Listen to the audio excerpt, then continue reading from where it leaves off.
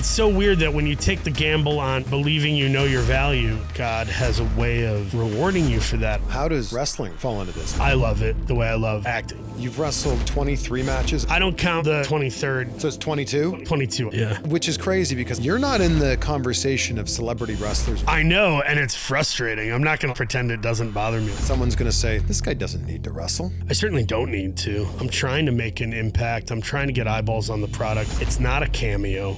It's real. You did it all in that match with QT Marshall. We went for it. Was that the type of wrestling you liked growing up? Somewhat, but WCW really fell off middle of 98. I just stopped caring. Could you have a match in WWE? I don't want to do...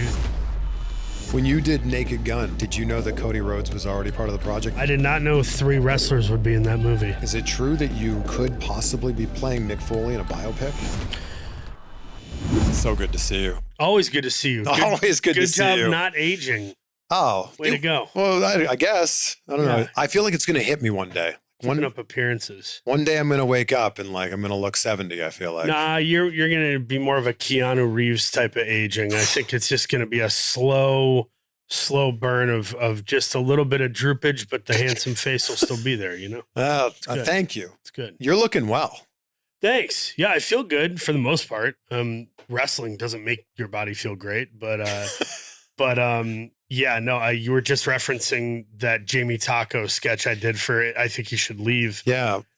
Which is weirdly one of like the things I get called out for the most. That is? Yeah, no, I think I could get it. I could be like the villain in the last Fast and Furious movie, and I would still be Stingray and the guy from I Think You Should Leave. You're in that episode for like 4 minutes. Yeah. It was like a 9-page sketch. It was so long. We shot for like a 13-hour day. It was like the last day of shooting before they shut down for COVID back in 2020. But it's such a funny premise that like you get this role in a play, you're playing a henchman, and Jamie Taco keeps stealing your lines. Stealing a line stealer. Because he speaks so fast. So fast. And I'm so emasculated by it, you know. As a man and as an actor, which is also funny the way they cast it because the guy looks like he works at, you know, like he's a senior in high school and he's the mouthy guy working behind the snack shop or something after school. He just doesn't seem like a real threat. And it's so funny the way Tim Robinson had me play it, you know. He literally gave me line reads. Like Tim Robinson would be like, say it like this. Honey, I auditioned for a play and I got the part. And it's like when you see him do it, you're like, oh, and then you see me do it, and it's like there's Tim's DNA in the delivery. It's so funny. Did you see Friendship? Yeah. Oh yeah. Oh man, it was funny. It was I want to talk about someone who hasn't aged. Paul Rudd looks incredible. Yeah, that guy is scary, forever young. He's like 50, 52. I don't believe it. He's a vampire. I'm sure he believes it as we get older. It's tricky to, although, you know, those Marvel movies he does, the Ant-Man thing, that's kind of nice too, because a lot of the action is it's not like he's being shrunk and jumping around. He kind of gets to usurp that part of it maybe. But no, I meant to say you look good. And back when I shot that in 2020, I was like a 285, 290 pounds. I'm probably hovering at 245 right now. That's amazing. And planning to get down even lower. I'm about to do 2 movies back to back, one for Sony and one for Paramount. I'd like to get down to about 225, 230 and just stay there and then wait till I shoot the Farley movie if that happens. And then the Farley movie I might have to put on a little bit. You're going to be, man, this is huge. You're going to be Farley. We'll see. The movie's not greenlit. The script is great though, dude. They sent me a brand new draft. This is like the 5th draft or something. And I read it on the plane ride here to come here this week. And I was like, oh, it was like this funny feeling in my belly. It was like, oh, wow. Based on where the script is, it's like there's nothing else to do. It's truly ready. Now it's like the baton is about to get passed to me. Man. And it's all my responsibility to not screw it up. And this would be your first like leading man role, right? I think it might be like the 4th. Richard Jewell, I guess. Yeah. Richard Jewell. I think Blackbird was kind of a 2-hander, I guess. You know, me and Taryn. And then Luckiest Man in America, where I play the Prester Luck guy. Yeah. But I haven't done it much. It's crazy. I was talking to O'Shea Jackson the other day. Him and TJ Jefferson came down for the MLW show we did in Long Beach a couple nights ago. And And we were talking about like responsibility on set. And we were supposed to hang when he was shooting with Dave Franco in Atlanta. And he's like, dude, I looked at my schedule. I had one day off. And I was like, oh yeah, you were starring in it. And we laughed because like when you're a supporting actor in a movie, way more chill. It's like being on the pre-show at WrestleMania. You're still in the big show, but it's like, it's not like you're going to have to do Detroit Free Press and Good Morning America and everything. Yeah. So we're kind of used to chilling, but when we star in stuff, it's a crazy amount of work. There's like, I've heard a lot of actors talk about when you're number one on the call sheet, things change. Like everybody's looking to you for a little bit of guidance on set. Well, there's some of that too, assuming you have some leadership skills. Thankfully, I've been blessed with some of that through, even in high school, I just did a billion extracurricular activities and theater too is such a team sport. You can learn some leadership skills there. But I've been on sets where you wish you could look to that guy or gal and you can't, and you're like, okay. But it's a lot of, somebody told me recently, they said, something I've seen you do on set is that you're holding space for a lot of other people while you're still performing. And I think that just means being present, being socially or emotionally available, and not just hibernating in like a method actor world. You've been in so many things. You now fall into that category of you're that guy from that thing, right? Because you've been in so many different movies and TV shows. Yeah. What's the role that people associate you most with? Oh, like I said earlier, it's definitely Cobra Kai, the Stingray character. That would be number one. Number two is probably Richard Jewell. That movie's really grown on people in a sense of like, I think people found that on Amazon Prime to rent, or it was free if you have the subscription. And then like airplanes, people were watching Richard Jewell on airplanes. It's still on Delta. I was flying Delta the other day and they had Tonya, Richard Jewell, and Luckiest Man in America. Do you like put it on and like look around? Hey. No, hey. Can you imagine? I did it once with Tonya though, where I did purposely, but it was me going, oh, I haven't watched this in a minute. So I threw it on and was like, it's such a weird little movie. Like you're so fun in that movie. It's a fun role, it's very much like, ideologically, the guy is just way off the reservation, and if you play it straight, kind of like, I don't know, maybe a Coen brother movie, something's funny, but it's being played earnestly. I think that is like the secret sauce to that type of role. I see a lot of comments on your wrestling stuff that's like, Stingray's a wrestler now? Yeah. That's everything. I mean, like I said, I could play Winston Churchill, and there'd still be somebody at a Broadway show in the back row going, Stingray! And security would be pulling them out, But, good problem to have. It's totally like a quality problem for sure. And I love that it makes like kids and families happy. Like there's something's happened in the last couple of years where I think it was a combination of movies I did. It was like Cruella, Cobra Kai, Inside Out 2. I did an animated film called Orion in the Dark on Netflix. And then I now have this show called The Chosen Adventures, which is like a animated version of the biblical show, The Chosen. And it's fun to see families rally around you as a performer and as a artistic person. It's really sweet. I mean, especially when you're a father yourself, like, what it's like to have your kids watching stuff. And have it be stuff you're proud of that you would want your kids to watch or watch with them, or there was a big moment in culture when Shrek came out or Toy Story, because it felt like parents could appreciate and enjoy the entertainment almost congruently with the children. That was a big deal. So I'm always looking for, if I'm going to do a family piece of some kind or a kid's movie, can I do one that I actually think is cool? Not just, I'm the voice of the, giraffe in Madagascar 9, like I think it's important to still, even when you're doing children's entertainment, to hold yourself to a certain standard of excellence and try to tell the best story. Are you at the point in your career now where you're able to choose the projects that you work on? Oh yeah, no, for sure. Dude, I pass. Amazing. I pass on X amount of things, and that's another privileged position to be in. Maybe there'll come a moment, and there've been moments. I won't say what projects, but there have been 2 or 3 movies or shows that I've done where I've gone, that was more because I needed that in that moment. I needed some money and I didn't have a million offers. So you do something. But for the most part, I would say my batting average is like a Hall of Fame numbers as far as like, I'm not talking performance. Yeah, I yeah. just mean like choosing good stuff. Well, getting the Hall of Fame, 3 out of 10, you know, that's it. Not asking much. Right. In baseball, if you bat 300, you're a Hall of Famer pretty much. Yeah, I think some of these people that oversaturate themselves do lose favor, maybe not monetarily, but definitely in the eyes of the audience. The other day I was like watching TV. It must have been one of the games was on, right? Like Thursday Night Football or whatever.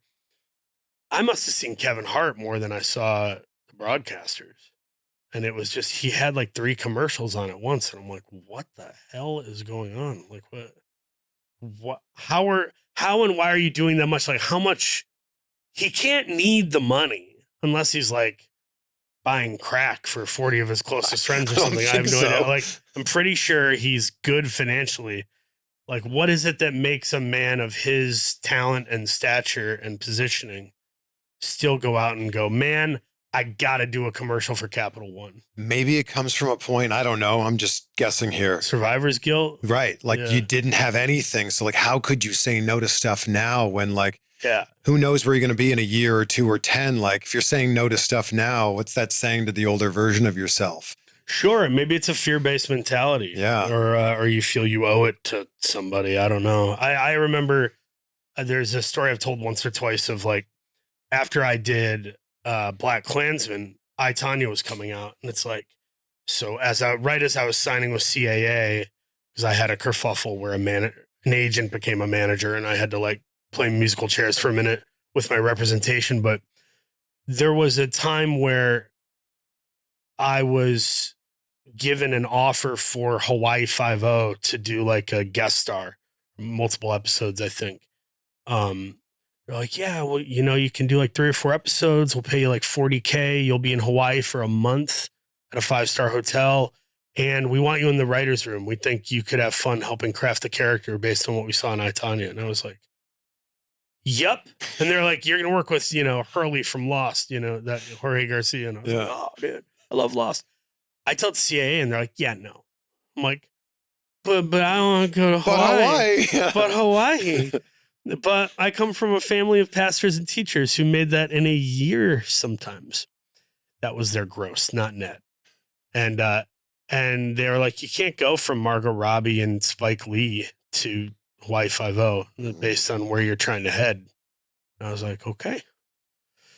So I passed, and God bless you. I passed. He's like disgusted by me. He had to turn away. He's like, you piece of...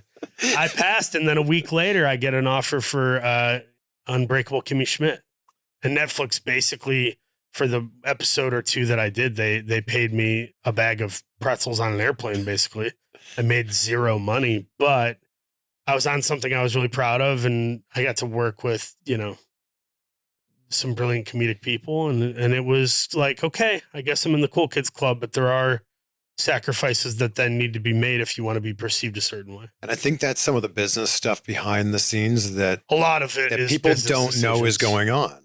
A lot of business decisions and picking and choosing too. I got offered Ricky Stenicki at one point, the Efron Cena movie, and it just wasn't a lot of money. And, you know, they didn't want to fly my whole family first class to Australia. And I was like, that's a long flight. That's not mad chill. And I kind of had that Matt Riddle moment. Not, you know, you heard recently he had that thing where he's like, you guys put me in second class with a ham sandwich between 3 people squished with, like, he had that. But this was me 7 weeks out going, I don't think that makes sense for me. And I passed, and I felt horrible because I think Zac Efron's really fun. I like him. And did the wrestling fan in you go, I could have been in a movie with John Cena? Like, don't you want John Cena to think you're cool? Yeah. Don't you want to work with him? He's we're so going to funny. become best friends if we do a movie together, John Cena. And the director, Pete Farrelly. So it's like a lot of cool elements of like the boy in me was like, yes, but I passed. And then, dude, life is just weird where I passed on that. And then like a year and a half later, I got offered 2 years later, but I got offered Balls Up, which is a Pete Farley movie with Mark I Wahlberg. did with Wahlberg, and they paid me.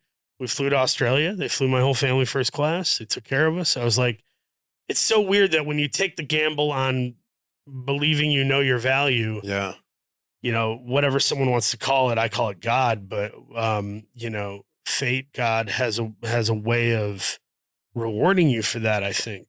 If so long as it's not out of some ugly ego thing.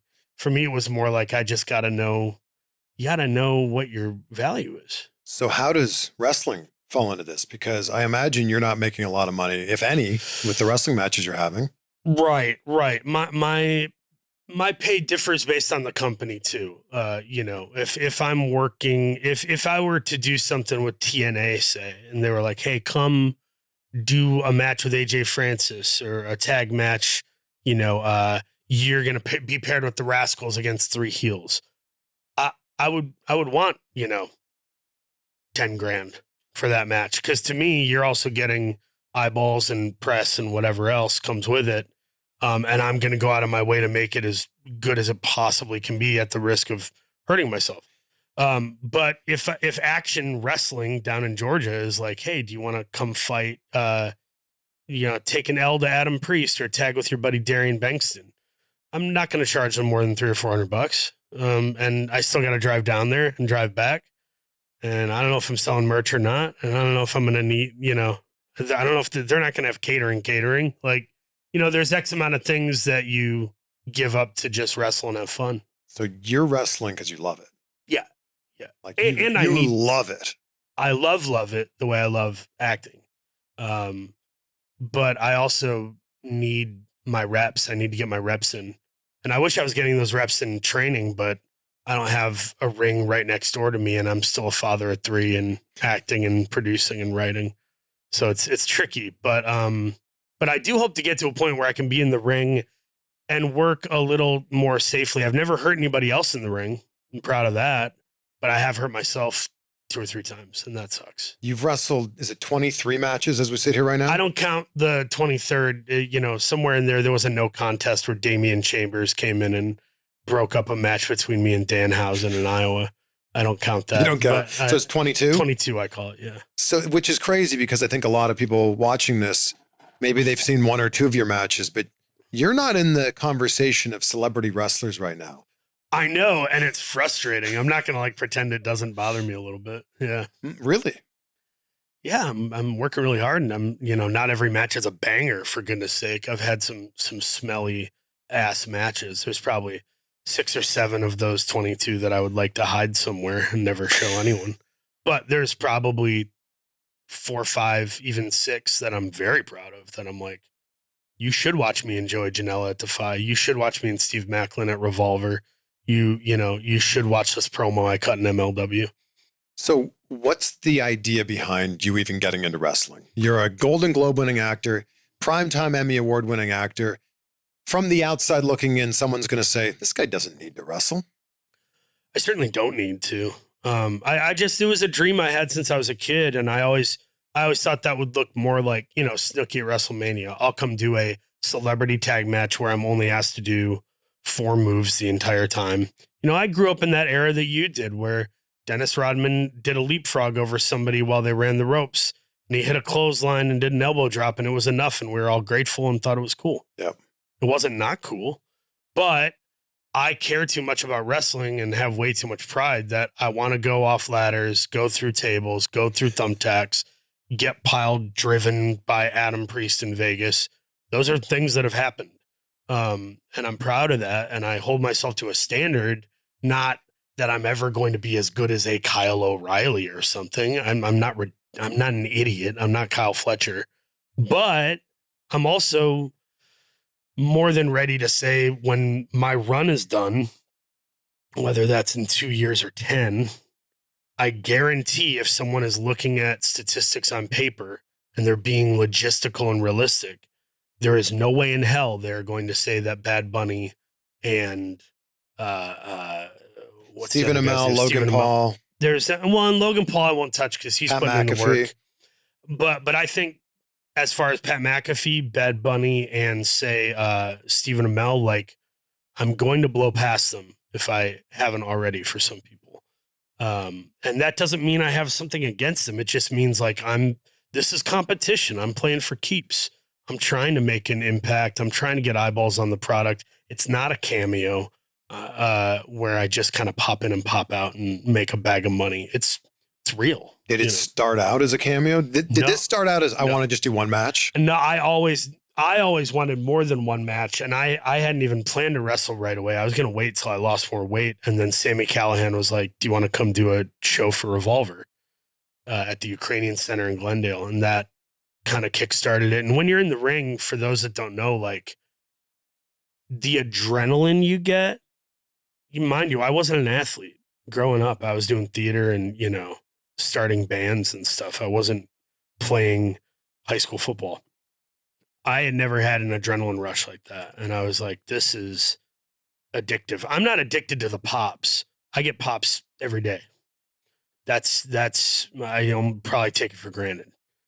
But I am addicted to that adrenaline and the idea of competition, wanting to show up and perform at a high rate with no takes. You don't get a second take in wrestling.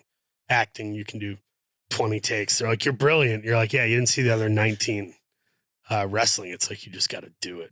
What does your wife think of this? She does not like it. No, at all. But I also tell her the truth. I'm like, I take calculated risks. And there was a time when I was taking edibles and drinking scotch and partying around this city in Hollywood. And that was way more dangerous than I think wrestling. So this is your outlet? It's one of them. Yeah. I think cooking, screenwriting, wrestling. I have a couple different outlets that really serve me. I would love to take up golf at some point. Wahlberg helped me get my first pair of clubs and was really sweet and gifted something to me. But I just haven't gotten out there yet. I need to do that. Getting a great night's sleep is one of life's finest luxuries. You got to check out Miracle Made's bed sheets. They're inspired by NASA, and they have silver-infused fabrics that are temperature regulating, so you can sleep at the perfect temperature all night long. Also, say goodbye to those gross odors. Because they're infused with silver, they prevent up to 99.7% of bacterial growth, so that means you get fresher sheets up to 3 times longer. Miracle sheets are so comfortable without the high price tag of other luxury brands, and they feel just as good as sheets you'd have in a 5-star hotel. If you've tried everything else, try Miracle. Upgrade your sleep this year by going to trymiracle.com/CVV. And whether you're buying them for yourself or you're buying them as a gift for a loved one, you're already going to save over 40% if you order today. But if you use the code CVV at checkout, you'll get an additional 20% off plus a free 3-piece towel kit. That's trymiracle.com/CVV. So you always hear these stories about the wrestlers turned actors, like Dave Bautista, John Cena, The Rock. They can't be wrestling while they're on these productions because if they get injured, everything has to come to a screeching halt. Right. Have you had these conversations of like, hey, Paul, if you get hurt, 100%. Yeah. There's a lot of people relying on you. I did a pre-tape in 2024 for MLW. We did a match that was famously panned by the online community. They despised it. I had a match with Tom Lawler, and it was a cinematic.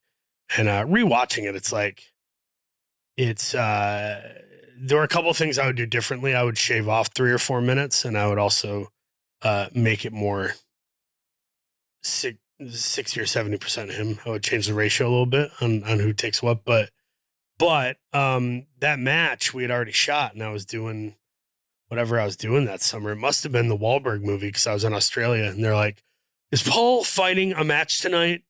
And because they saw it like on Instagram or something, and my manager's like, no, he taped that. They're just going to air it. But they were like freaking out, ready to like read me the riot act because they thought I was wrestling while I was shooting. I just don't know if they fully understand wrestling. I don't know if everybody in Hollywood understands that, like, I don't know what it is even. No, I think, some people also think it's MMA. I've had people be like, are you sure you want to do that? Like those guys can kill you for real. I've seen people leave the ring with their eyeball hanging out, and I'm like, no, this isn't like Bellator. This is choreographed violence. It can get violent, but we're also not trying to kill each other. Yeah. We're having a match. We're telling a story, hopefully. And that's another thing I realized after my ROH match with QT Marshall. I said, wow, this is the difference between telling a story in the ring and just having a match. And I much prefer telling a story. And I'm trying to do that moving forward. You did it all in that match with QT Marshall. We went for it. Yeah. You did. So barbed wire bat, barbed wire. Real barbed wire, by the way. I have the bat at home. Barbed wire bat, barbed wire chair, kendo sticks, thumbtacks. Real kendo stick, which hurt like hell. Aaron Solo. We'll go through each. We'll go through each one here, and glass as well. Yep. So let's start with the barbed wire. That was crazy. Hit me in the stomach, but my shirt caught it. Didn't feel it that much at all.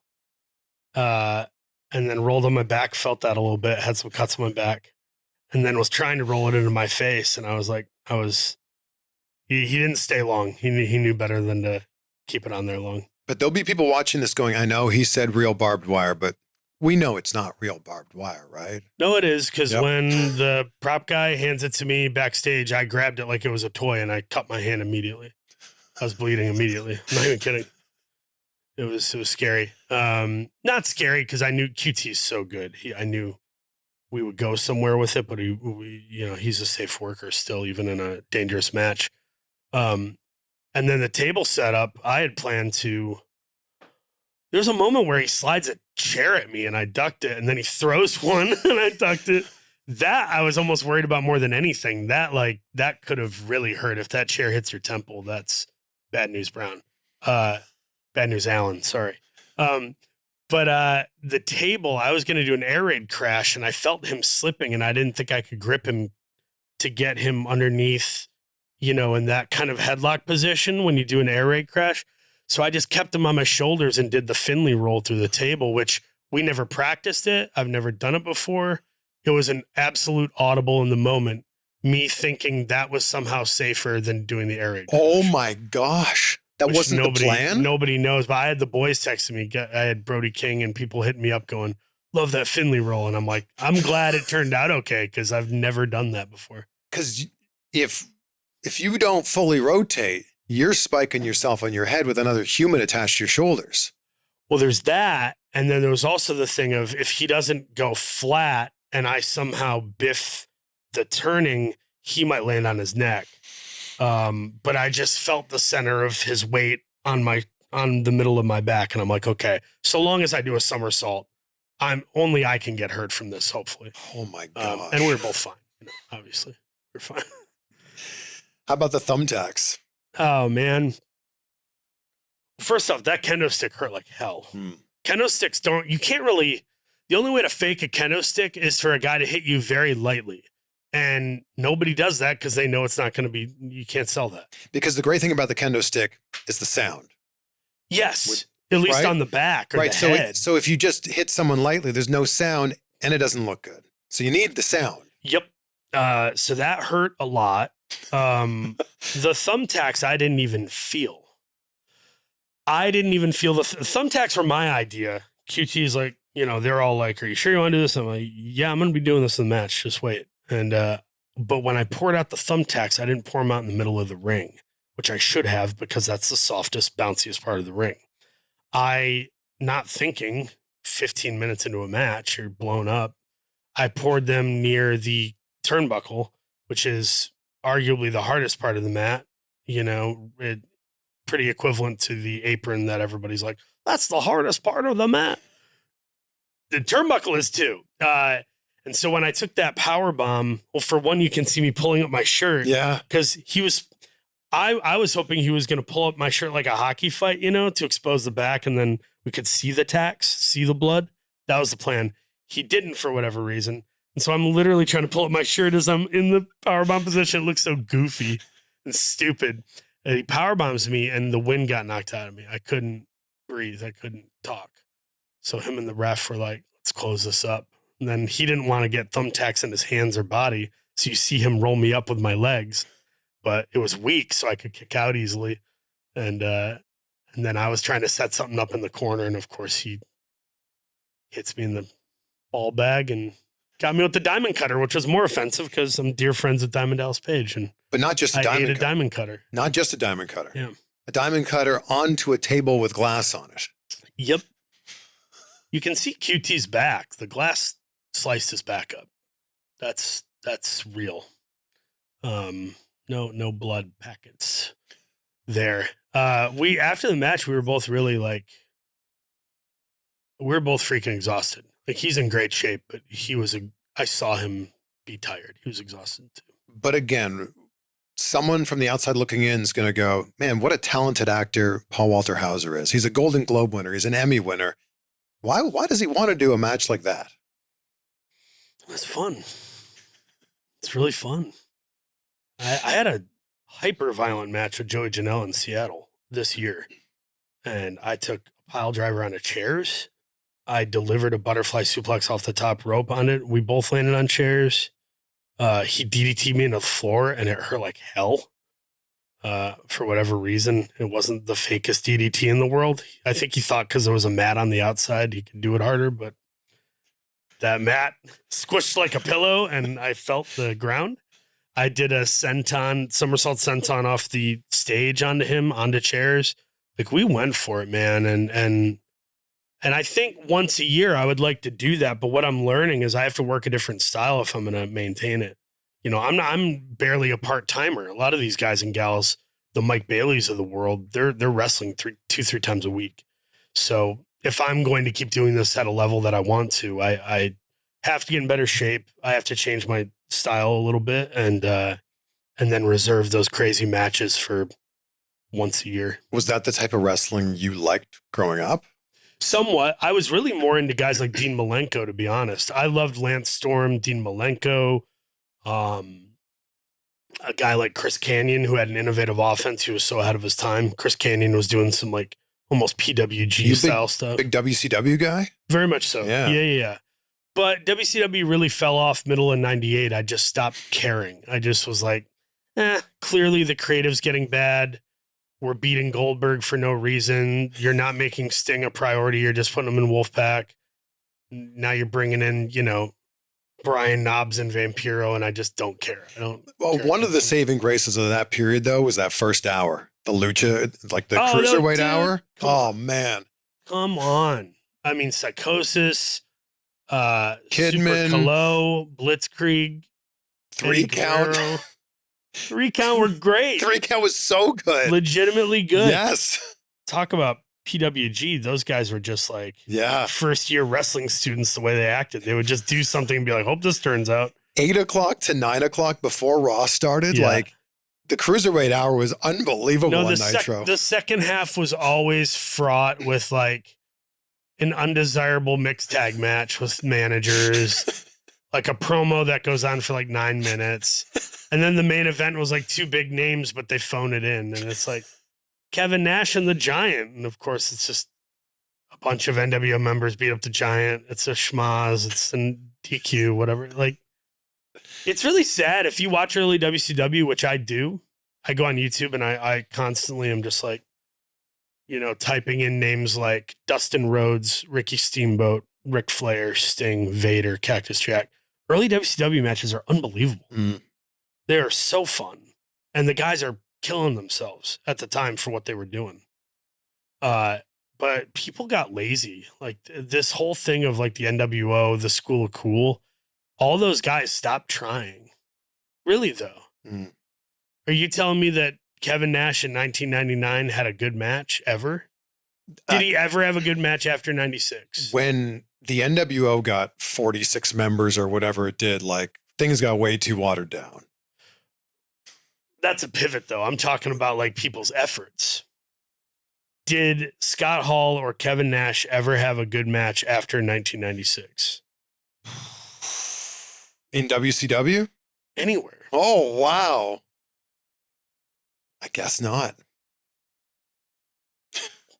And I'll pivot because I love Scott and Kevin as performers, and Kevin is a great actor, a kind of an underappreciated wrestler turned actor, I think. Mm.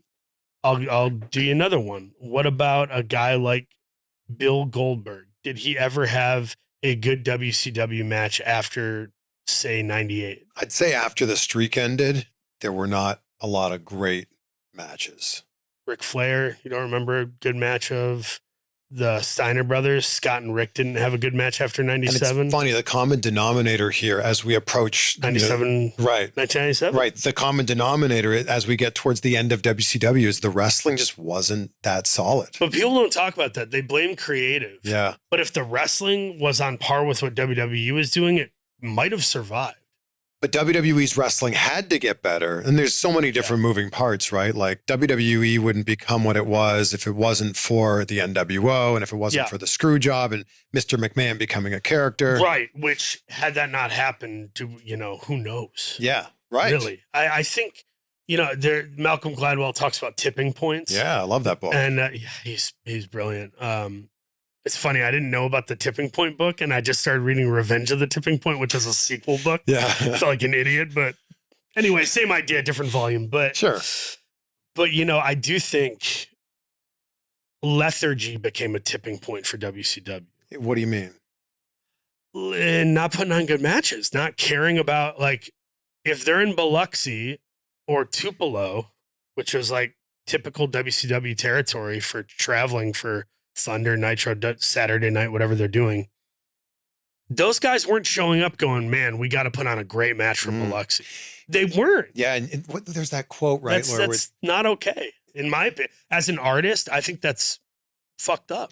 There's that quote about like, it's hard to get up and train hard when you're waking up in satin sheets. Right. And like, sure. And it's that idea of like when you're young and you're hungry, right? Yeah. Of course you're going to wake up early. Of course you're going to put in the work. It's like, we need guaranteed money. They finally get guaranteed contracts, and they're like, okay, now we don't have to do anything. It's like, good God. It should be the opposite. It should elicit, great responsibility, one would imagine. That's how I feel with acting. It's like, if you don't care, people can tell. Yes. They are going to know. And you are suddenly not going to be in demand. So you got to do what Anthony Hopkins or Denzel do. They never got rusty. Denzel, Anthony Hopkins, Robert Duvall, certain actors, as they age, they're still taking it serious as a heart attack. I remember an interview I did with Sylvester Stallone, and he was talking about how doesn't matter how you're feeling that day, doesn't matter how you feel about the script. You need to remember that film is forever. You need to remember that your performance here, someone's going to watch 30, 40, 50, 100 years from now. And they're not going to know what headspace you were in on set or what was going on behind the scenes. All they're going to see is that scene. And he's like, basically saying that you've got to deliver. It's good. Yeah. And that has stuck with me for a long time, of this idea of like, film lasts forever. Yeah. I mean, forever in quotations, obviously not in the literal. Sure. Because to be honest, something I've had to make peace with, not to be a downer, but to illustrate some truth, hard truth, would be, it is about making a contribution in the moment and knowing that you served that moment in time. And that has to be enough. The immortality thing, got all these tech billionaires who are getting blood transfusions and doing all sorts of weird stuff to try to stay young and live forever. It's really kind of pathetic, because it's not like they're really living life in a holistic manner anyway. They're just pursuing money and wanting to kind of be noticed as the creator of some innovative thing or invention. It's kind of like the pursuit of making yourself God, And I think, like, in reality, if you looked at everything, it's like Eli Whitney invented the cotton gin. Nobody gives a damn today, but he did. There are inevitably going to be people that meant a lot in a moment, and that was good, but they won't be remembered later. And we're already seeing that in rapidity with the advent of internet based content. Is Saturday Night Live as powerful as it once was? No. Are movie theaters as powerful as they once were? No. Is news media as trusted as it once was? No. And this sounds like that famous Marshall McLuhan phrase, the medium is the message, right? It's like this idea of like the medium of a movie theater or Saturday Night Live or whatever the example happens to be might have meant something in a different era to a different generation. Yes. Right? Yes. And I think I just think it's really healthy to have that perspective in mind, a realistic perspective rather than idealistic, because I think people get really married to perfection and to the pursuit of wanting to be the greatest. And it's like, that's good, but like, no one's talking about Dr. J right now. They're barely talking about Jordan. They only are because of Last Dance. It is about Kobe. It is about... Well, and Jordans are on everybody's feet. You know, like... I mean, the shoes have become more powerful than the sport, to be honest. That's a good point. To some degree. But anyway, I guess I don't know why I'm like preaching like that, but I guess what I'm trying to get at is it would be healthy for a lot of these uppity people to kind of stop and face the fact that like, you're not that important. You are afforded a place in this world based on viewership and the fact that people like you. And that needs to be important. And I guess that comes to the WWE thing that I just wanted to make mention of the ticket price thing, which is, I love the product. I think it's as polished as it's ever been. And I think they're making superstars out of guys like Jey Uso, who another company wouldn't be able to do that with him. I think the pursuit of pleasing shareholders and being a publicly traded company and obsessing over money is really gross, and it's going to hurt the fan base. And the grandpa who would tell his grandkids, like, I was at WrestleMania 3 in the Pontiac Silverdome, he's not going to be able to afford to take his grandkid to WrestleMania ever. The nosebleeds will be $1,000. Yeah, so where does it go from here? I think it just gets worse. It's not like they're going to backpedal and be like, you know what? You're right, Paul Hauser. We should be more like George Bailey and not Mr. Potter. But if Raw keeps selling out, if WrestleMania keeps having record numbers, why? It'll become this douchey, uppity thing that only a bunch of rich, like, tech bros and investment bankers go see. Average people won't be going to that. So you're saying the hardcore audience, they'll get priced out. Unless if they already haven't been. I think that's factually happening. Yeah. Not that everybody's destitute, but the country, if you look at the trends, because I'm only going off trends. I'm not saying like I've arrived at this knowledge. It's more me tracking. And with AI and with job loss and us being on the verge of another recession, all the trends tell you that people have less and less disposable income, and it will be more necessity-based income. So the way the world's going, people aren't going to be able to afford it, factually. I wonder who the fans, like, we're fans now because we watched in the 90s and early 2000s, right? Like the Attitude Era is like when I got in and became a big wrestler. Yeah, I was like early 90s, free pay-per-view, Clash of Champions. That's how I became a fan. Oh, wow. Yeah.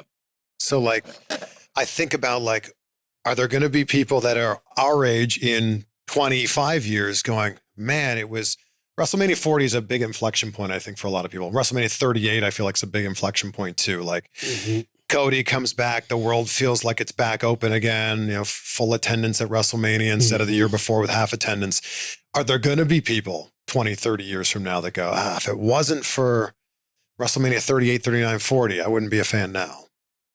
Absolutely. Absolutely. And I think creatively, like I said, my buddy Rob Fee is one of the head writers at WWE right now. You hire smart guys like Rob Fee, you get better storylines, you get better reviews, you get more eyeballs. And that's what's been happening from, you know, the Uso tribe and the Cody finishing his story, and, you know, now the reinvention of, you know, Paul Heyman, who he represents, kind of his new Dangerous Alliance. That's great writing. Yeah, it's great creative. So the creative is pulling people in, but I just think it's sad the way the world's going that, you know, a guy like me can afford to take his son to WrestleMania someday, but I don't know that my neighbor can, and that bumps me out. Do you think it's going to become like the Super Bowl? Like, what's the cheapest? Oh yeah, totally. Right, the Super Bowl is a scene, right? Like the cheapest ticket for the Super Bowl is like $5,000, but nobody complains because they go, oh, it's the Super Bowl. That's what prices are. And I think that's okay in theory, because if you have a marquee event on that level, like, yeah, I get it. Like if you, and by the way, me as a businessman if you ask me to star in your big movie, I better be getting paid something. I'm not going to do it for Schedule F. I'm not going to ask for 80 grand if I'm being asked to do a massive thing. So I think it makes sense that one or two of their live events could be eventized as that. I just think like, don't do it to everything. It feels like they're going to do it to everything. It feels like we're there. Yeah. Yeah. We can kind of read the writing on the wall. And I also just wish places like did discounts for military veterans and stuff. Maybe they do, but just some breakage for culture and know that like, you know, you still want to honor fans. You don't have to be a slave to your fans. That's not healthy. Have boundaries, have standards, but it's good to honor people too that have been riding with you the whole time, you know? We'll get back to the conversation in just a second. This episode is brought to you by Blue Chew. Blue Chew is the upgrade button for your life in the bedroom. Chewable tablets that deliver stronger, harder, longer lasting erections without the hoops. No waiting rooms, no pharmacy lines, just a quick online visit. And once approved by a licensed medical provider, Blue Chew sends the chews straight to your door. Guys, if you've been thinking about it, now is the time to try Blue Chew with your first month free. Just sign up at bluechew.com. Blue Chew tablets are made in the USA and prepared and shipped directly to your door. The best part, it's all done online. That means no visits to the doctor's office, no awkward conversations, and no waiting in line at the pharmacy. Discover your options at bluechew.com, and we've got a special deal for you because you're watching right now. Try your first month of Blue Chew for free when you use the promo code CVV. Just pay $5 for shipping. That's promo code CVV. Visit bluechew.com for more details and important safety information. And a big thank you to Blue Chew for sponsoring this episode. If you've got a friend in WWE, could you have a match in WWE? Yeah, I got a couple buddies there. I think the people I'm closest with over at WWE would be Rob Fee. My buddy Keith Blomberg is a lead good friend of mine. I went to his wedding. Oh, I love the guy. I wish I was there. Yeah. They put Ryan Nemeth through a table. As they should. Yeah. Ryan deserves to be put through a couple of banquet tables at weddings. That was fun. That's hilarious. I'm sitting next to Omos and we're like, what is going on here? Jonathan Tucker sent me the clip and then I go, that's the dude who did my podcast with me that you were on. And he was like, oh, yeah. Yeah, that is it. It was funny. He just like, he forgot he met the guy. No, I would love to do something with WWE at some point. That would be mutually beneficial. I don't want to do the, hey kid, you know, we'll let you jump the guardrail one night at SmackDown and knock somebody out. I don't want to do that. It would have to be a real match. We would need 15, 20 minutes. I'd want to do it for real, you know, the way Bad Bunny did. Yeah. With Damian Priest, you know. I would love to see that. We'll see, man. If you're watching, I'm here. They're like, no, you criticized us. We don't like you. Huh, okay, we're both over it then. We're good. Maybe it's you and Mark Wahlberg doing something. I'd love that. And I've talked to Mark about it. He's talked to Ari Emanuel about it once or twice. Okay. So you never know. That could happen. Or you know, I've met Jelly Roll. We got along really well. We got a lot of commonalities with being Jesus guys, being wrestling fans. Incredible weight loss. Yeah, journeys. yeah. I could see doing something with him. He and I do like a no DQ, you know, hardcore tag team match where we get to be these big burly white dudes, you know, showing up looking like we came off the couch, but still doing some cool stuff, you know. When you did Naked Gun, did you know that Cody Rhodes was already part of the project and also the other big wrestler cameo, which we will not name? No. I did not know 3 wrestlers would be in that movie. Yeah. But yeah, no, I saw Cody in the film. I saw him on like a call sheet or something. Maybe it was a Deadline article. And I was like, oh, wow. It's so funny. I remember taking him out to lunch after he quit WWE and just telling him if I can be helpful at all to your Hollywood pursuits, let me know. And I think a lot of people don't realize his initial goal was Hollywood. Yeah, no, he made it sound like, oh, I'm just going to have a couple matches, you know, match with Kurt Angle, match with, you know, Adam Cole. I think he looked at it like this list of names I came up with will be kind of my swan song. But, you know, I think he realized how much fun he could have, writing his own ticket. And then, of course, it blew up into forming the second biggest wrestling company in the world, and then getting to go back and do what his father never got to in WWE. It's incredible. And before all that... And by the way, he did a good job in Naked Gun. It was good. It was funny. Yeah, he was great in that. Yeah, it's fun. Before all the wrestling stuff, Cody moved out here to Hollywood to chase an acting dream. And that doesn't get talked about a lot. Like, he came out here, paid his dues, and like tried to make it work. He took legitimate classes and met people and was coming up with a sort of a group. And then I think, wrestling is path of least resistance when your dad is Dusty Rhodes too, though. But yeah, now he's getting to do it. So, I mean, it comes around full circle where Cody's doing Naked Gun and Street Fighter, I think. Yep. And I just talked to Adam Copeland. He's off doing the Beekeeper sequel with Jason Statham. Yeah, I'm the Beekeeper. I just pulled in Lance Hoyt and my buddy Colby Carino and my buddy Matt Palmer. I had them do an indie film with me in Texas. So it's fun seeing wrestlers get into the film industry and make their way. And had a couple reach out and ask for advice and stuff. And I try to be helpful. But what they learn pretty quickly is that there's no cheat code. It really is like you're going to have to immerse yourself the same way you did wrestling. Is there anything that translates over from wrestling to acting? Yeah, not being afraid to look foolish and like putting ego and vanity aside is really good. And also physically, they have a sense of physicality and know how to move and then also not being afraid to talk in front of people. If you can talk in front of 10,000 people at a taped wrestling show, you better be okay talking in front of 30 crew members and 2 cameras. But I've heard the big difference is when you're in a ring and you're cutting a promo or you're even wrestling, you're doing it for everybody, right? You're doing it for the guy in the last row. Yes. When you're wrestling or when you're acting, you're right here. Yeah. And you just have to dial that back, which is tough. I was working with a wrestler recently doing a acting thing and I could see they were still kind of playing to the crowd in the scene. And I was kind of like, we gotta bring it down. I gotta tell them, think of a time you were actually upset with a loved one and kind of go back to that feeling in your body, how your body feels and the restraint and the normalcy that is met with the ire or disdain or whatever it is.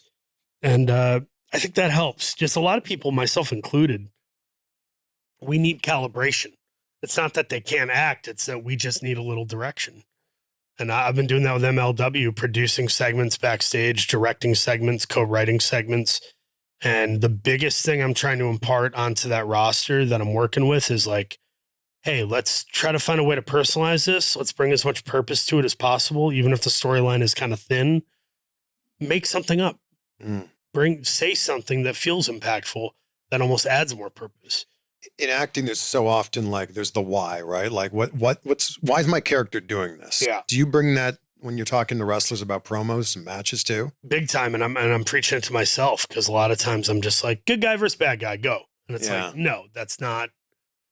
Audiences are too savvy. That worked in 1988. It doesn't work now. There has to be more going on. And most of the time, people almost like the villain more than the hero. Now, why is that? Probably because you don't have any purpose or personality in this thing. You got to build that. I'm fascinated by the idea that the villain doesn't see themselves as a villain, right? That whether we're talking about a superhero villain, a serial killer, whatever the case may be, like they somehow justify their own actions in their head. Like they're not going out there to go, I'm going to ruin someone's day and be a villain. Yeah. Yeah. I think we also have seen like a lot of villain origin stories, which is helpful too, to see that like there's a turning point where they go wrong. Maybe they started right and they went wrong. Maybe they're a victim of circumstance, etc. And wrestling has a great opportunity to tell those stories. Daniel Garcia right now in AEW has this thing going on where he's telling Matt Menard, like, I loved you and we were like brothers, but you're a loser. And I became a loser because I was hanging out with you. I had to hang out with winners to become a winner. It's like, I remember vividly having one or two friends kind of leave my side in junior high and high school who I thought would never not leave me. But then they hung out with a different group and I saw like, oh, that they're kind of more the cool kid jock crowd and I'm more the creative, class clown crowd. Mm. And that was hard. So I think that a storyline like that can really hit people if it's done right. Are there any storylines that you're a fan of right now that you're like, this is working, this is good? It's funny. I was going to ask you what your all-time favorite storyline is. And when you ask me that, I just immediately go back to the one that sucked me in was Austin McMahon. Like that's the storyline that like, I think a lot of people can relate to this idea of like telling your boss to F off essentially, and like, certainly. And that's, something we can all, even if you can't ever do that in real life, you go, pretty cool to at least envision that. And if that's a story or a movie, the movie of McMahon Austin is kind of like R-rated Looney Tunes almost. Like it's kind of just bizarro set piece absurdity stuff, but it's also like hyper violent, like the stuff they're doing to each other. Yeah. I think for me, I always go back to, can I say a handful? I don't think I can just start to one. Yeah. But I would say like Ric Flair and Vader in 94 at, I think it was Super Bowl or something. There was, Flair is saying goodbye to his kids and being documented in the car in the limousine going to the fight. And it's kind of like him saying like, I might die in that ring. And you like, that's the best acting Ric Flair ever did. Like you believe everything he's saying. And you believe that Vader is this otherworldly power that kind of can't be beat. Yeah. And that he's the savior of WCW in this moment. That I think was tremendous, albeit kind of brief. I don't think that dragged out longer. I honestly think that my favorite storylines have been Sting and Darby Allin teaming up. And him having that third act in wrestling. Mm-hmm. I think that is an awesome story. And how it started as one cinematic match and then it just grew and grew and grew. And then another one I'm obsessed with is Johnny Gargano and Tommaso Ciampa. Oh, that lasted a while and I never got sick of it. I always liked it. I always cared about both guys, even if I was mad at one or the other. And every match was so good. So good. Every one. Yeah. And you can tell that because they were best friends and are best friends, they were laying it in a little extra hard. Oh, and that's the whole thing I had to learn, which is if somebody likes you, they will lay in harder. Because that's like a thing of familiarity, Like, that's funny. Yeah.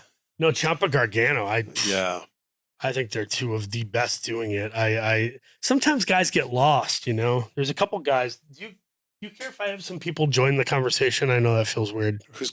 Someone's going to join us. I just had a couple friends who drop by. This is a dear friend of mine. His name's Kevin. I'm sorry. Oh, you know him as Carrying Cross. Yeah, he was just in the studio the other day. Robert Roode. I'm sorry, you know him as Bobby Roode. But these are two examples of guys that really kind of fell through the cracks, and I felt like Bobby Roode deserved way more than he got with just being teamed with Ziggler and kind of being a C-list tag team the way they were booked. And then this guy, Cross, I mean, he's really, really talented. He has a lot going on. Yes. And to not be able to figure that out and keep him happy and keep him on staff seems a little ludicrous to me. I really like this version of Karrion Kross. Oh, you don't like the grass skirt or whatever? The mask? With the helmet? Good Lord, what was that? I think he's asking the same question. McMahon? But this like psycho version of him with the shaved head, and also like, how dare he shave his head with that luscious full head of hair that he has? How dare he? How dare he? Him and Drew McIntyre. I asked him, I said, because he was here like a week ago, I said, would you ever go back to this version? He's like, I don't think I would like want to mentally go back to that version of myself. He's like, I've grown. I'm a much better person now. But that's interesting. Yeah. Like that was a different part of his life. You know, we were talking tipping points I think there's a weird thing where like sometimes one tiny change can sabotage an entire wrestler's run. Yes. And let me give an example, 2 examples that are similar. When they changed Shinsuke Nakamura heel and they changed his music from the Rising Sun or whatever. Nope. Didn't work from the outset. Never worked. And I think they changed his music because they didn't want this guy to be a heel, but you're singing along to his entrance theme. So that's why they changed his song. And same thing with Glorious. The theme for Bobby Roode's Glorious never should have left. They should have kept that. It was over. Yep. There was never going to be anything more over unless by fluke. You know, a guy like Chris Jericho can get a clipboard over. Not everybody can do that. And that, I'm sure he had gold. I'm sure you've heard the story. That song wasn't even originally intended for him. Right. Who was it for? Shinsuke. Yeah, it's funny. So originally it was going to be. Shinsuke had 2 bangers. Right. Originally, Glorious was going to be for Shinsuke, and they went, "Oh, let's try giving it to Bobby Roode."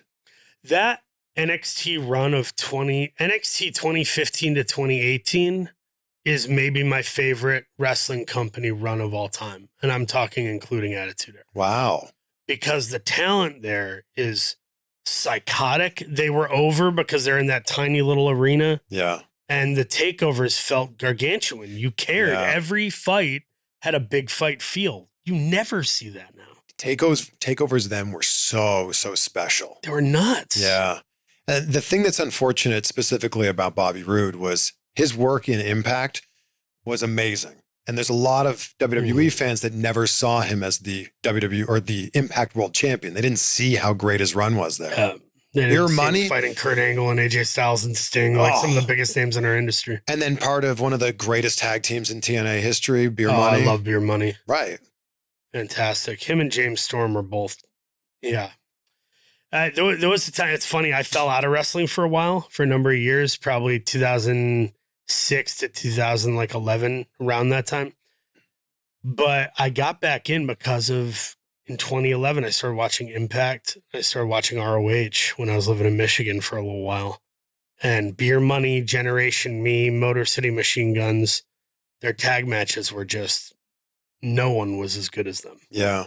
Their tag division for a moment was the best one of any company. There has been a lot of talk about VPNs among wrestling fans recently, and it's true. You can use NordVPN to change your virtual location with just 1 click so you can access content that might not be available where you live. It's fast, it's secure, and you can do it on your phone, your tablet, your laptop, any device. And that's not the only thing. They keep you protected when you're online. As you know, public Wi-Fi is a spot where hackers like to camp out to try to steal your information, but NordVPN protects you from hackers and gives you peace of mind when you're using Wi-Fi that may not be secure. Head to nordvpn.com/CVV and check out these deals they have going on right now. Just a few dollars a month gives you access to content from other locations.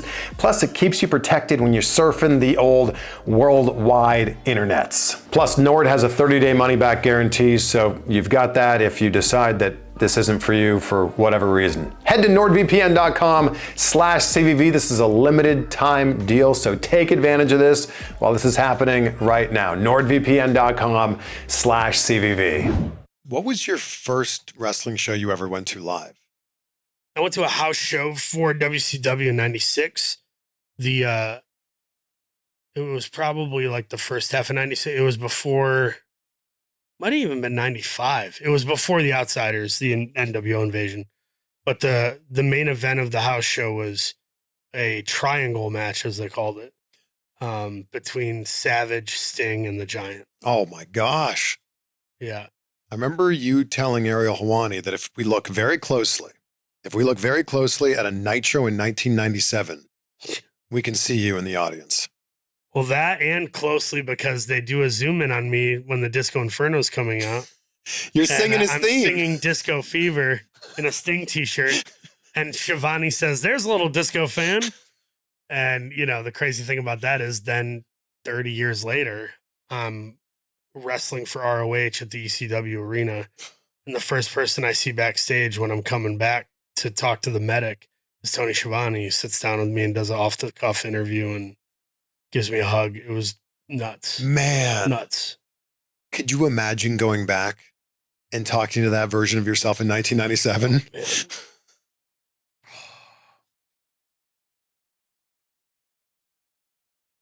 It's just funny how like dreaming looks like delusion until it happens. And then it's like, man, how many more things should I have done this with? You know, belief is just such a prerequisite for a lot of beautiful things in my life. And that was getting to work. I mean, there are just some people that like, yes, Clint Eastwood was a big deal. Bruce Springsteen, working with him was a big deal. But the fact that I did commentary with Tony Schiavone and Nigel McGuinness on Collision, the fact that I did a segment for MLW with Eric Bischoff is crazy to me. Crazier than working with Clint Eastwood or Mark Wahlberg? Well, I think strange, for sure, just stranger, because I assumed Wahlberg and Eastwood would still be making movies when I broke into Hollywood. Yeah. I never assumed Schiavone and Bischoff would still be around and doing stuff. That's a good point, yeah. And at a high level. Crazy. What gave you... I had dinner with Sting the other night. With Sting, we share a booking agent, Gilbert Boyas, with time appearances. I text Gilbert all the time. Is Sting ready to do an interview yet? Gilbert's the man. Does Sting want to do an interview with me? Yeah. And by the way, I didn't get a verdict on that, but I did. Your name came up at the dinner, and because he was at the dinner with Sting. Well, he asked what I was doing. I told him I was going to LA. He said, "What are you doing there?" And I was like, "Oh, I'm gonna do the Van Vliet show and go to this premiere and whatever." And yeah, he kind of smiled. I think he knows you want him on the show, but he's very selective. He just doesn't do. Well, hasn't done a sit down interview in who knows how long. Yeah. And I think he'll do one off the cuff. You know, some kid catches him backstage with a little microphone in their hand, a fuzzy little lavalier. He'll do 3 minutes with them. But he's a reserved guy, and maybe there's something wise to that, not spilling everything. Maybe there's a time to do it, or maybe he'll put a book out someday. You never know. I met him at WrestleCon last year in SummerSlam in Cleveland. We had a lovely conversation. No, he said you're a good guy. Like, he knows who you are and he likes you. Just he's hesitant to. That's amazing. Thank you for putting in a good word for me. You know, who knows what might actually happen? I hope Sting, if you're watching. Yeah, Sting, if you're watching. I stand by Chris Van Vliet. I think he's got a good soul, good face. He's a good guy to know, and I always love talking to him. Man, thank you, and thank you for name dropping me on Ariel Helwani's show. Like you were like 2 minutes into that interview, and like whoa, wait a second. Thank you. No, I think you and Helwani are. I think you're top of the heap. You're not. You can be as humble as you want. Your numbers don't lie. You know how far you've gotten from where you began. And somebody asked me the other day. They asked me about you, and they said, "They're like, how did that guy like? It seems like out of nowhere he was like the wrestling guy." But I said to him, I go, "You can find videos online of Chris doing interviews at 18 with like some Sears catalog off the rack suit and like a mismatching tie and a ton of gel in that spiky hair." And I'm like, this guy's been at it for 20 years. This did not happen overnight. Yeah. And it's like, I posted a throwback of me anchoring the news in Cleveland in, 2012 or something. Mm-hmm. I couldn't believe how many comments were like, I didn't know you worked in local news. It's like, that's all I did before this. Yeah. And they don't know how many times you had to put yourself up and fly yourself out for a junket or. Oh man. Or how many times I shot a wrestling interview on my iPhone with my buddy holding it with a mic that was attached to an XLR cable. And his thumb is slightly over the camera. Yeah. Or like my one buddy would like shaking around the 10-minute mark. Yeah, no, we all remember those days. We all have those days. And being back in Hollywood, we're shooting this in the Hollywood neighborhood of LA. I have so many memories of walking to the cheapest grocery store there was. I forget the name of it, but it certainly wasn't a Gelson's. It certainly wasn't a Whole Foods. And just like buying bulk cereal and stuff to make bean and cheese burritos. And those were my groceries. And I barely had money to do anything. Maybe you go and perform a set at the Belly Room at the Laugh Factory, but then you try to then weasel your way into the big room so you can watch Mark Maron or Chris Tucker or whoever. Like, I have so many memories of the hard days here in Hollywood in this neighborhood, specifically begging for a job at Subway to make sandwiches. Man. Showing up with a resume and a shirt and tie and them telling you, no, we just sent 2 people home. We're already overstaffed. What gave you the belief that this was going to work out? Because earlier you talked about how powerful belief is. Yeah, I think I knew I had something. What that something was, I don't fully know how to define or describe that, but I think I had some X factor of comedy chops and relentless desire, and maybe even just some innate likability, and that I thought maybe this plus sweat equity and time will equal a result. I don't know. It's worked out. It's been all right. It's been okay. I got this Springsteen movie coming out that I'm excited about. I want to plug that. It comes out October 24 in theaters, probably a good amount of theaters. It's a pretty big movie, but Jeremy Allen White plays Springsteen. I play Mike Batlin, his guitar tech, and it's a really personal story that isn't so much a Wikipedia page biopic where they're like, we're going to show you every little thing that you've heard about. It's more like a snapshot biopic about Bruce grappling with his past and depression and loneliness, and then kind of finding his way and surviving this dark moment. And then that was like the penultimate stop before he like blew up with Born in the USA. So when you get a script, the words are obviously there, but how do you flesh this out into a character? I mean, first you have to actually know what is the purpose of the character being in the movie at all. And you got to come from a place of being cognizant of the purpose of the existence and what's being asked. And then once you fulfill that, then you can just have fun living in it. And it's not so much that you're making hyper consequential choices as an actor, but you're just kind of having fun. Like, it's like moving into a finished house or apartment. It's not like you're going to knock down a wall, but you're like, oh, what chair do I want in the corner? What, mini cactus am I putting on that end table? You're just making all those type of decisions. Yeah. And as an actor, to me, that's like the most fun, is like, how can I think of little things too? And as a wrestler, you start to find little things where you're like, what face am I going to make when I have the comeback after I've been getting my ass kicked? What line am I going to repeat in all the promos? Like, those things are fun to work out. What's been the thing when you watch your wrestling matches back that you go, I finally figured that thing out? Or like, I wasn't great at that at match 1, but here I am 20 matches in. I'm doing that thing right. I think awareness of the camera.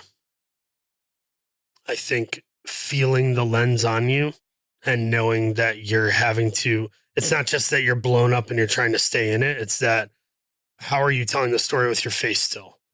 Because there are early matches of mine where I'm just like this the whole time, just open mouth, trying to catch my breath, and you can see I'm not being present because I'm just worried about what's the next move, what's the next move, what's the next thing. And so once you get comfortable enough and seasoned enough, you slowly start to shed some of that fatigue mentally and physically, and you can stay in the moment and have like moment to moment acting. It's small stuff too. Like, people probably watch it and don't think much of it, but I did a snap suplex onto the floor to QT Marshall in our ROH match. And as I stood up, I just kind of looked at him like this, like, and it was like this little face I made because he was trying to suplex me onto the table, and I stopped it and suplexed him onto the floor. So it's a look of like, kind of like, how dare you try to do that? Or like, I got your number. Yeah. Just keeping it real and keeping it present is a skill most wrestlers are great at. But the fact that I'm like still learning that stuff recently shows I have a lot to still figure out. What's been the thing in wrestling you've done that's hurt the most? Physically? Yeah.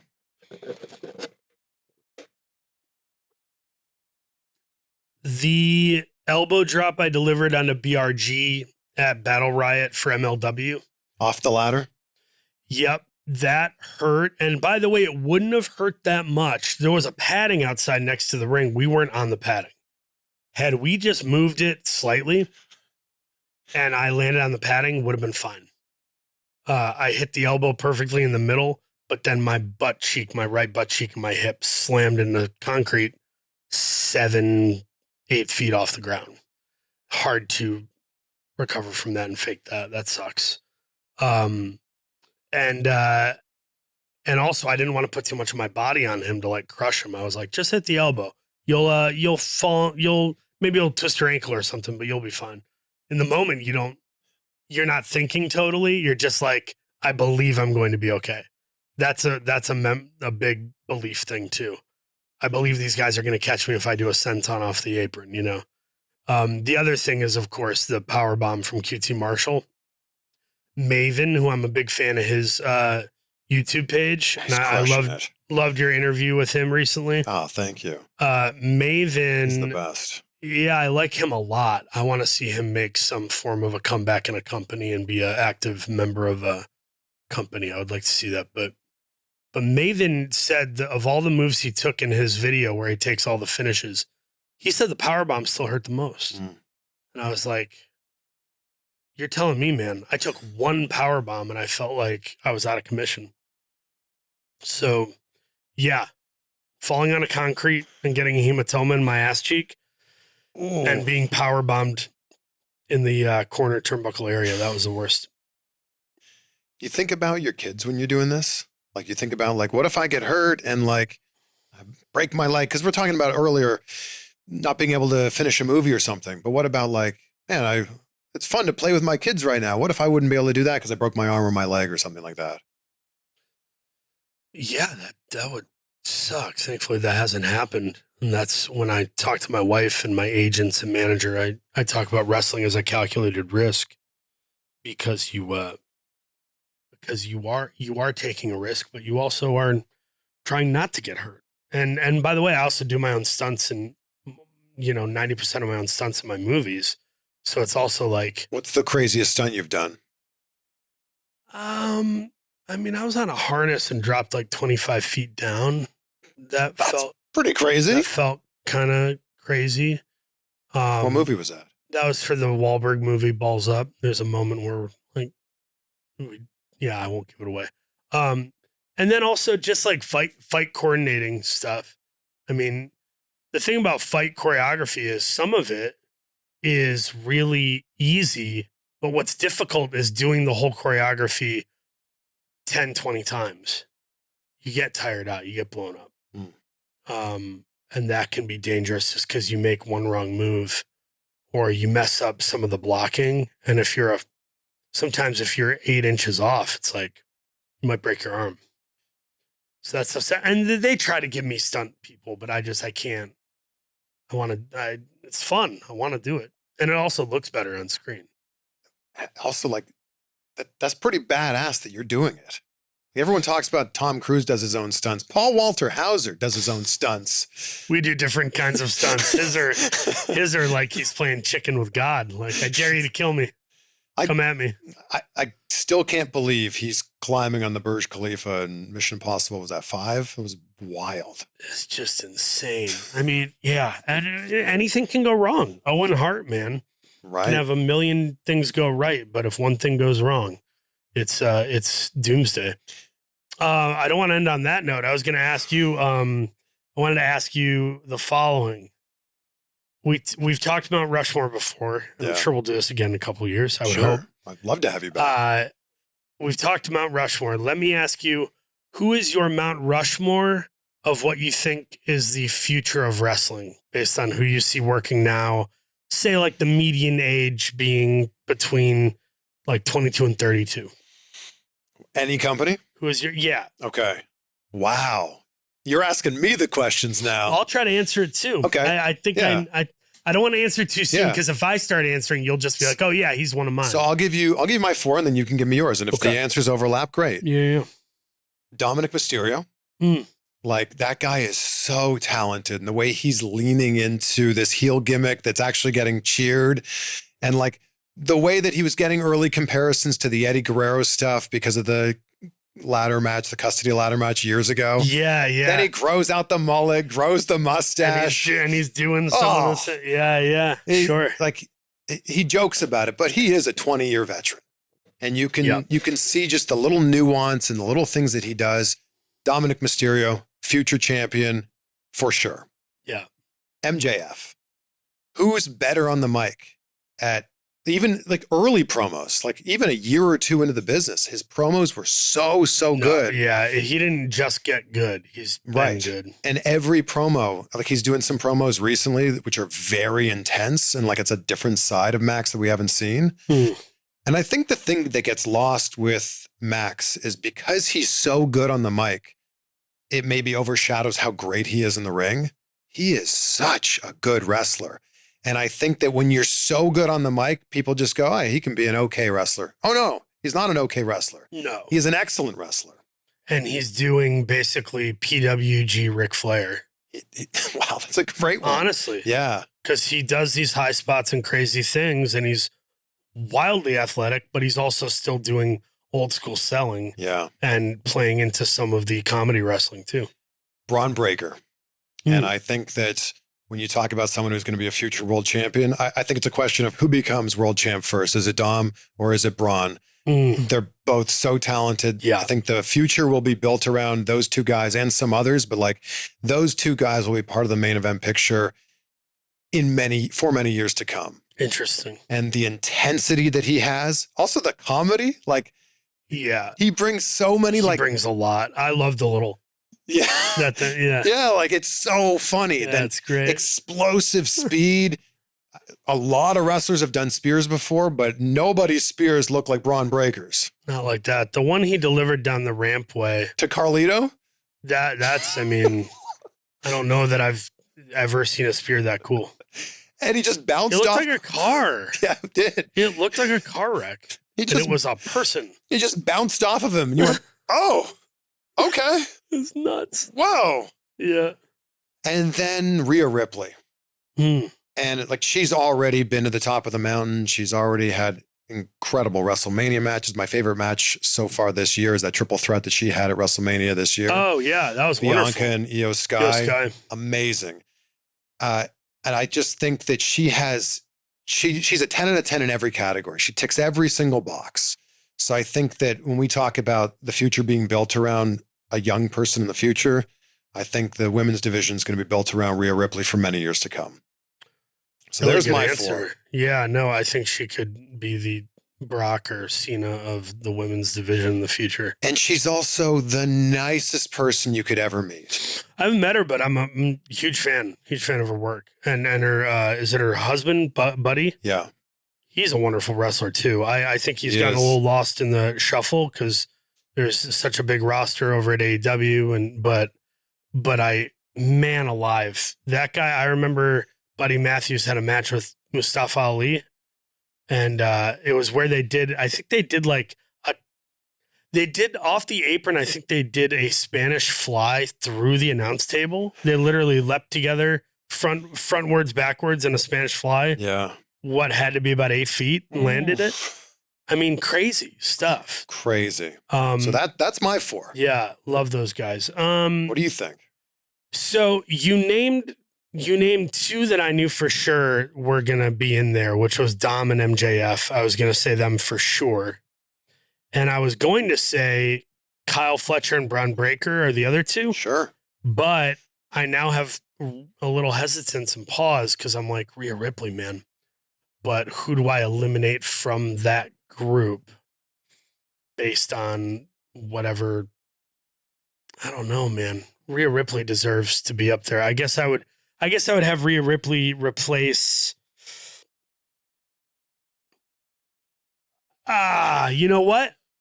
I'm going to have her replace MJF because I could see MJF not wrestling in the future because he's enjoying Hollywood. And it's way safer, and he can make the same amount of money eventually. Yeah. I think we could also do 4 men and 4 women, and we would realize how. Yeah. My 4 men would for sure be Dom, Braun, who we said, Kyle and Max. I feel like the future of the wrestling business with the talent is in such great hands. Like when you look at how many talented people's ages begin with a 2. Or they just turned 30 or 31. Man, so many talented wrestlers. It's like scouting Saturday Night Live, seeing who comes in and being like, oh man, they're going to be the next Phil Hartman in 4 years, you know? Yeah. Sting was your guy? Was he your My number one on Rushmore. Yeah. It goes Sting, then Brett, then Flair, then Jericho. And then the rest. WCW.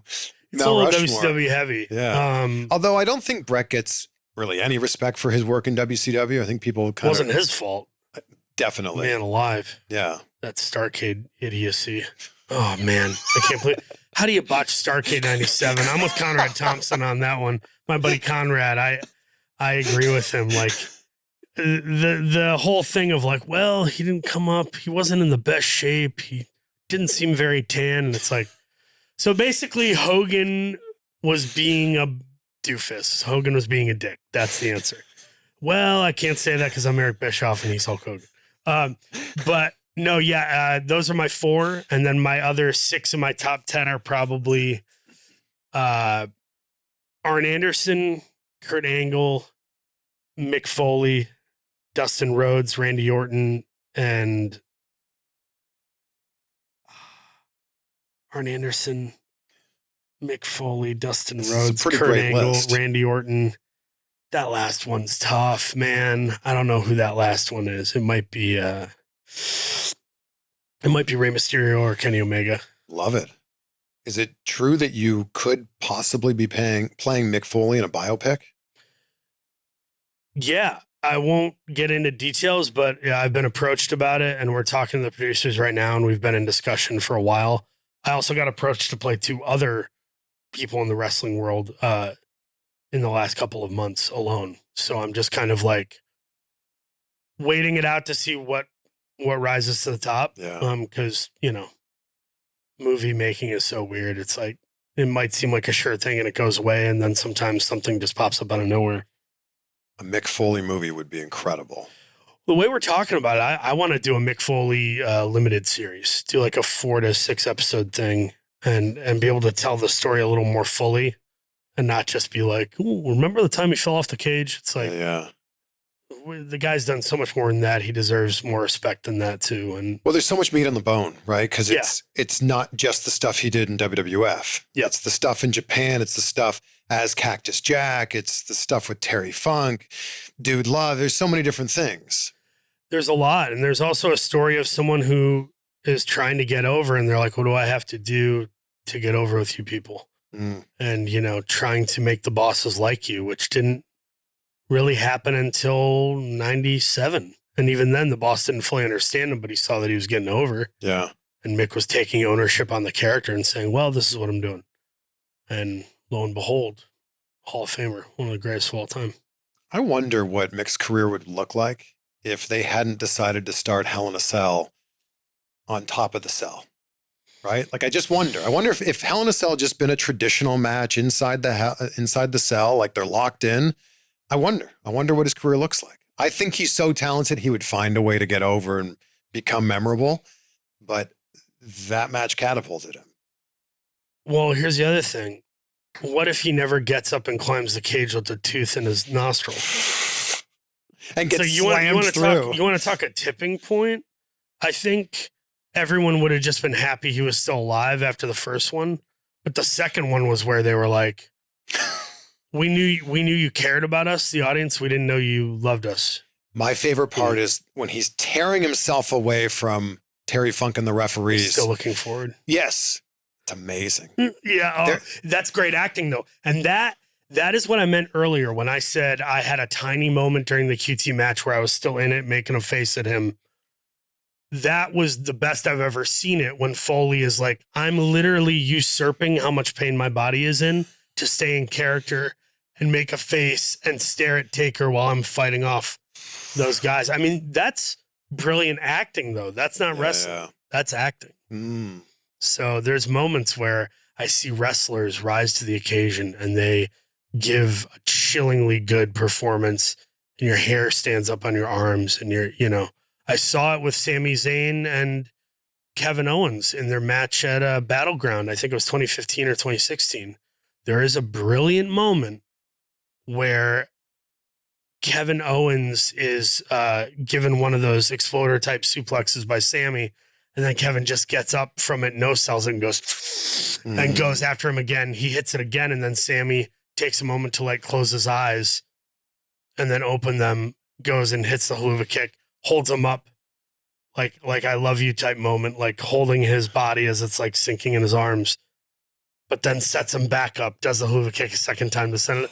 But like it's what happens in between, right? Yeah. You know? That's wrestling. Wrestling is in between the moves. And that's hard. It's hard. That part is as hard as anything. Yeah. Because sometimes you have tunnel vision. You're just thinking about the moves. Well, I want to acknowledge you. You're not just a celebrity wrestler. You are a wrestler. Acknowledge your tribal chief. You are doing it. And I want to give you your flowers as you're sitting here in front of me. That's kind of you. Thank you, bro. But it's true. And I think that there's a lot of people that see somebody from another that's been successful in another avenue, and they see them coming into wrestling and they go, you don't belong here. Well, you, sir, you do. You belong in wrestling. Thank you, man. I hope and to be fair, like I love Indian food. My wife doesn't like Indian food. I got friends who swear by tuna tartare. I'm not a fan of it. At some point, it does just also become a thing of, do I like this flavor of wrestling or not? And for those that don't like what they see me doing wrestling flavor-wise, you still have my love and respect, and I completely understand, and I honor the fact that it's not your vibe. But just know that from a standpoint of trying to love the industry and be additive to it, at least know my heart's in the right place. I'm not getting rich off this right now at all. And I'm doing it because I love it. And I just cast 3 wrestlers in a movie. I'm trying to give back to the boys and the gals in the locker room too and take care of them whenever I can. Well, always great to see you, man. Thanks, dude. Thank you for coming in here. It's fun. You know what question's coming next.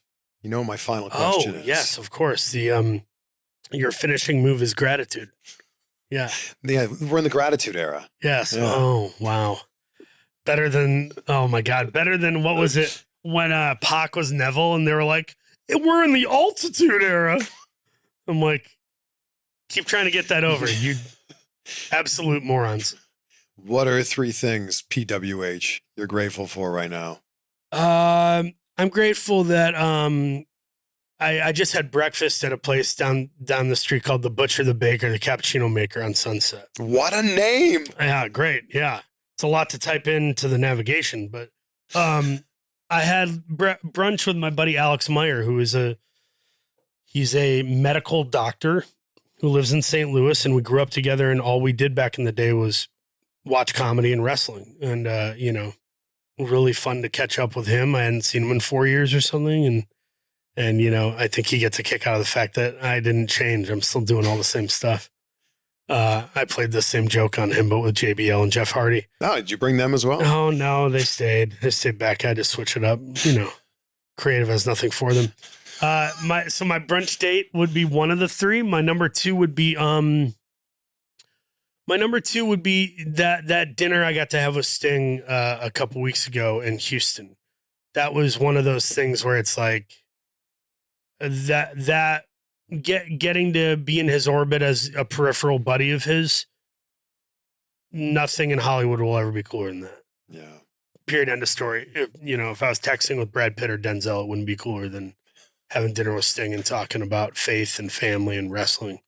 And then my number 3 would be my wife and kids. They're coming out tomorrow. They're going to be in town because I'm doing Celebrity Jeopardy to raise money for Serve LA, which is a nonprofit I work with out of Los Angeles to clothe and feed the homeless community. And they do stuff like haircuts and, they really try to serve them in multiple ways. That's amazing. And then later in the week, we're doing a premiere of a new TV show I did called The Chosen Adventures. It'll be on Amazon, and it's the biblical take that you've seen live action in the Chosen series that became kind of a worldwide phenomenon. It started as like one of those crowdfunded things and then blew up, and people are fanatical about it.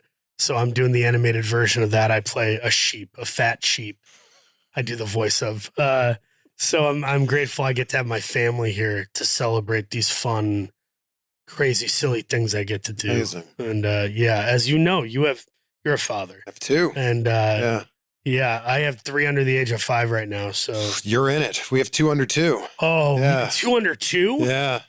Are they twins? Irish twins? They're 19 months apart. buddy, we're in it right We now. are. I say that all the time. We are Holy in it. crap. Yes, literally. Paying the Quite price, literally. brother. Okay, what are your 3? What? Oh my gosh. Thank you.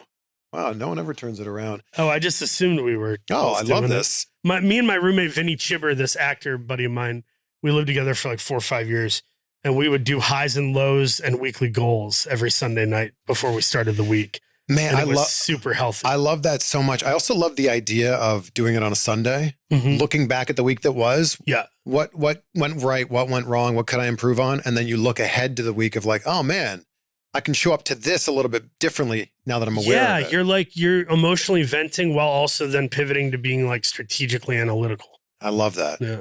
Grateful for my wife and kids, Rachel, Logan, and Cooper. I'm so grateful to be a father. And there was a point in my life when I just didn't know if it was for me. I was so laser focused on my career. Oh, sure. We've all been there. Right. That I just didn't have time for anything else. And I was just so focused on like what was next and trying to like be so honed in on this moment and like making this as good as I could that I wasn't thinking about anything outside of it. Becoming a husband at 39, a father at 40 changed my life in the best possible way. Yeah. And everything I do now is for them. And I love that. I also like to point out the grateful things, like not the obvious ones that I always hear at the end of every episode, but like, I'm grateful there wasn't a ton of traffic driving in today. I live in Orange County. Sure. It only took 1 hour and 7 minutes to get here, which is like a dream. It will take probably 2 hours and 10 minutes to get home today. Oy vey. And that's okay. It is what it is. That's why we have podcasts, these great things in which we are entertained while in 2 hours of traffic. That's why we did this at 11, because I knew there'd be really no traffic on the drive in. So like, I was grateful. Like when I got in the car and it said like 1 hour 6 or something, I was like, that's okay. I like that. Yeah. It's Grateful good to voice gratitude for the little things too. Because of course we're all prone to taking things for granted. But the fact that I get to sit down with my old buddy from high school, sit down with you, I'm headed to a pitch meeting with a production company that I love.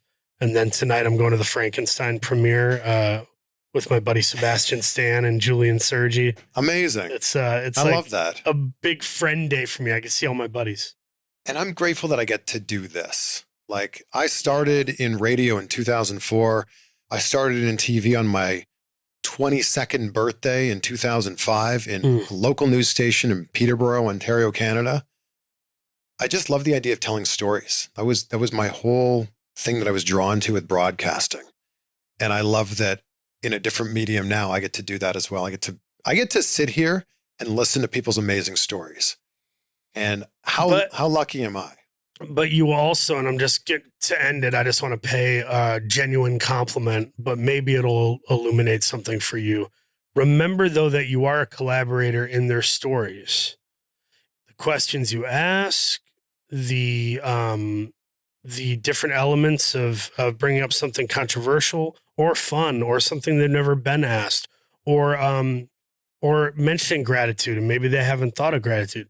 That shapes the story and interview and the person, and they leave maybe even feeling differently. And I think that's the real secret sauce, because anybody can ask questions. Sure. But if you're setting an atmosphere that makes people want to say more or say something differently, and then you are curating that and kind of helping drive that vehicle, it's really powerful. And you do a good job, and there's a reason you are where you are. Well, thank you, man. Yeah. I appreciate that. And there's a reason that you are where you are. Can't wait till you win an Oscar. It's just a matter of time. You know, the only thing I care about with winning an Oscar is so I can use it as a foreign object in a match. I mean, that's obviously the only real thing we're talking about here. I'll do like Finn Balor's coup de grace, but I'll do it with the trophy. I noticed I'll put it between my feet, jump off. You use the Golden Globe as a foreign object, and you don't use the Emmy. Is it because the Emmy's too pointy? The Emmy we'll save for a death match. That'll be GCW. Because like the wings off the Emmy. No, that thing could take your eye out. I don't let my kids near it, because I'm like, dude. Me neither. If they're playing around or they trip and fall, the jugular, it'd be terrifying. Whereas the Golden Globe's just a blunt object. Just your garden variety blunt object that people go out of their way to break into a home in Laurel Canyon to steal. I love that your foreign object is a Golden Globe. Stupid. So stupid. So it's so me. It's the most me shit ever. And I think part of I'll leave you with this, which is, and I've talked to people about this before. Part of the fun of doing what we do is honoring your inner child. You know, it doesn't mean you negate responsibility or you regress in some bit of accountability. But anytime you can find a way to honor your inner child, it's very, very satisfying. Yeah. What a great spot to end this on. Thank you, sir. Thank you.